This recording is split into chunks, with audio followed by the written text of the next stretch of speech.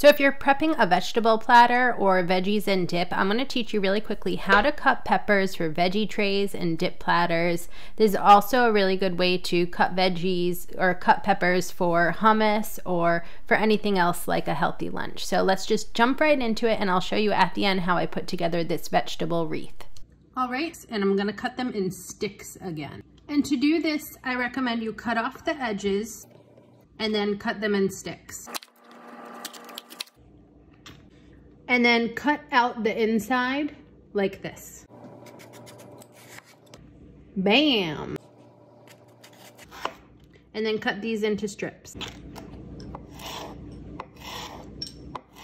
The tops you could just use in another recipe. Sometimes I'll kind of dice them up